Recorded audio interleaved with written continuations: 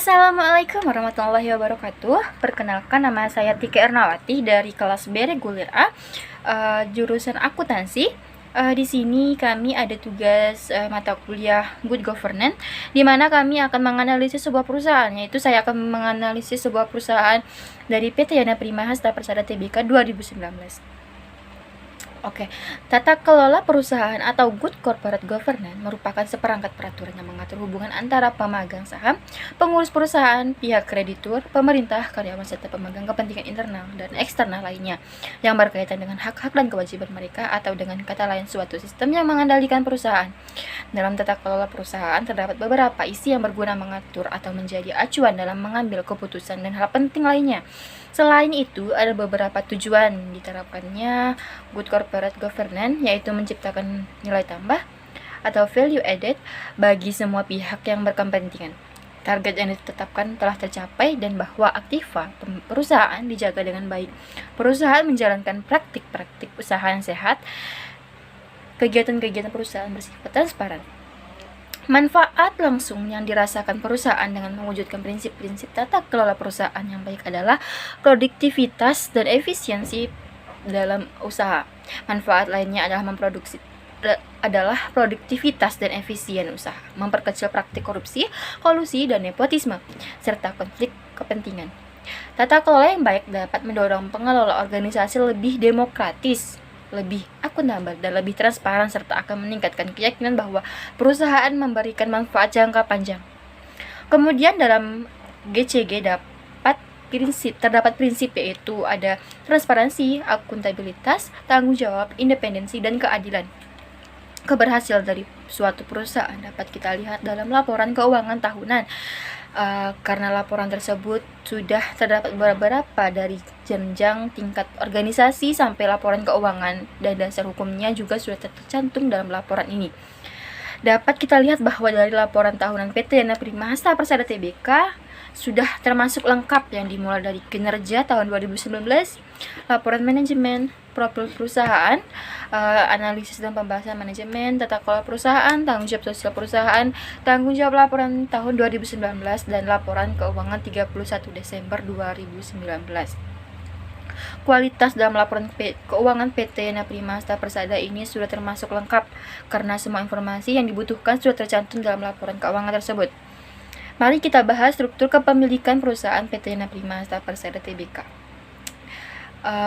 PT Yana Prima Hasta Persada Tbk adalah perusahaan yang didirikan pada tanggal 14 Desember tahun 1995. Perusahaan ini merupakan perusahaan swasta yang terbuka, yang sahamnya tercatat di Bursa Efek Indonesia dengan kode saham YPAS sejak 5 Maret 2008.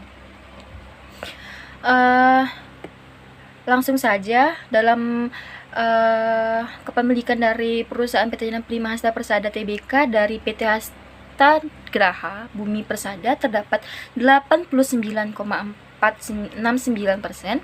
Alexander Tanzil selaku komisaris utama terdapat 0,176%. Lalu dari Susanto Wijaya selaku komisaris terdapat 0,176%, dan publik terdapat 10,179%. Dalam perusahaan ini terdapat struktur organisasi, yaitu dari rapat umum pemegang saham, lalu ada dewan komisaris yang terdiri dari Alexander Tanzil, komisaris utama, Santoso Wijaya, komisaris, dan Natalia Handayani selaku komisaris independen. Selanjutnya ada komite nominasi dan remunerasi, yaitu Natalia Handayani selaku ketua, Santoso Wijaya anggota, dan Ongli Lili Budianata selaku anggota. Lalu ada komite audit, Natalia Handayani selaku ketua, Sutriyono Gunawan anggota, dan Francisca Kartiko selaku anggota. Lalu ada direksi, ada Jab Irwan Santoso direktur utama, dan Rinawati direktur. Lalu perlindungan terhadap hak pemegang saham. Secara umum, pemegang saham memiliki hak yang untuk mempertahankan haknya terhadap saham yang ia miliki dalam perusahaan itu. Tindakan RUPS Komisaris dan Direksi pasal 54 ayat 1 Undang-Undang Nomor 1 Tahun 1995 tentang perseroan terbatas. dengan kondisi pemegang saham mayoritas akan lebih banyak menentukan arah kebijakannya, termasuk memaksakan kehendaknya. Selain itu, berlakunya prinsip tidak boleh mencampuri urusan internal manajemen perusahaan juga sangat berpengaruh pada lemahnya kedudukan pemegang saham minoritas, sehingga pemegang saham minoritas tidak dapat ikut andil dalam pengawasan kegiatan sehari-hari perusahaan. Dalam perusahaan PT Primasta Persada ada dalam rapat umum pemegang saham tahunan yang diadakan pada tanggal 21 Juni 2019 dan tanggal 8 Juni 2018, para pemegang saham menyetujui untuk tidak membagikan dividen kepada para pemegang saham.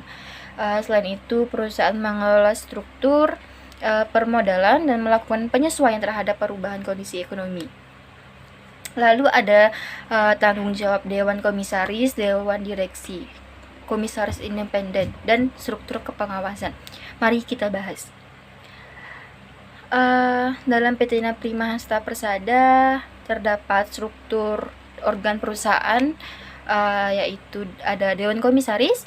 Dewan Komisaris adalah sebuah dewan yang bertugas untuk melakukan pengawasan dan memberikan nasihat kepada direktur di sebuah perseroan terbatas.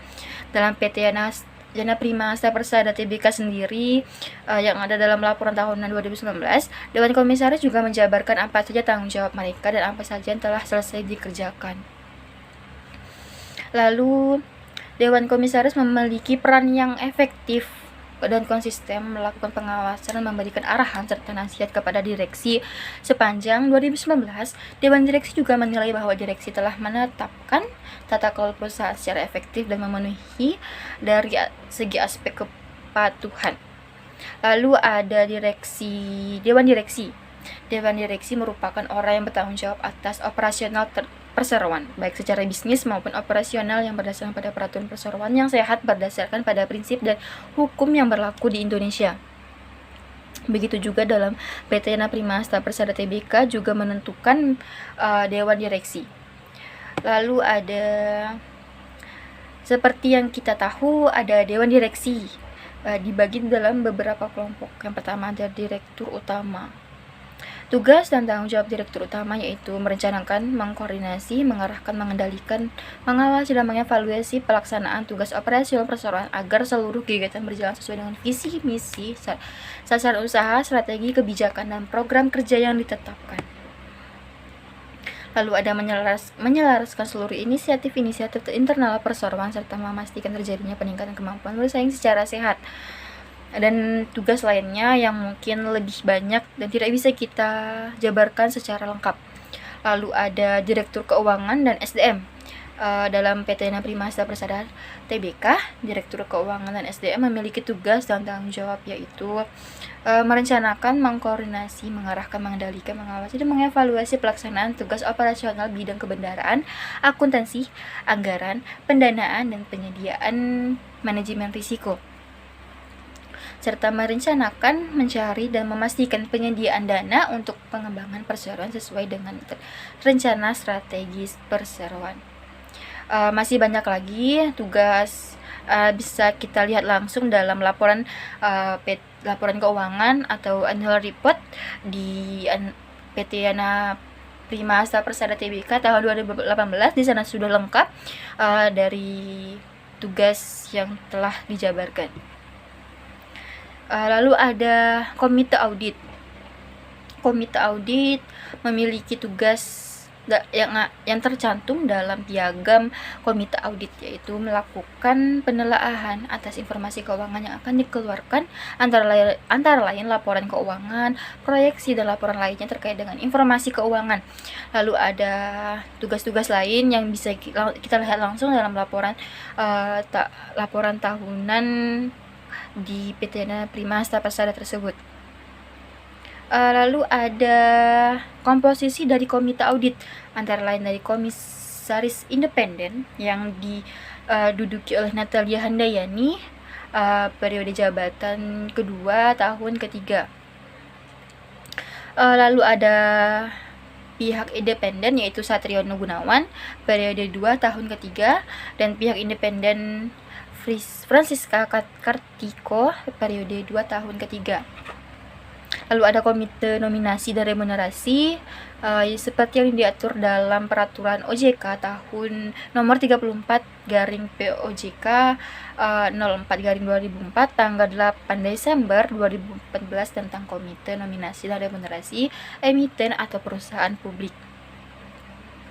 Lalu terdapat tugas dan tanggung jawab yang diemban oleh komite nominasi dan remunerasi dapat kita lihat langsung dalam laporan keuangan tahunan Yana Prima Staf Persada Tbk tersebut. Di sana sudah lengkap dijabarkan secara keseluruhan. Sedangkan tugas komite remunerasi yaitu memberikan rekomendasi kepada Dewan Komisaris mengenai struktur remunerasi, kebijakan atas remunerasi, dan besaran atas remunerasi.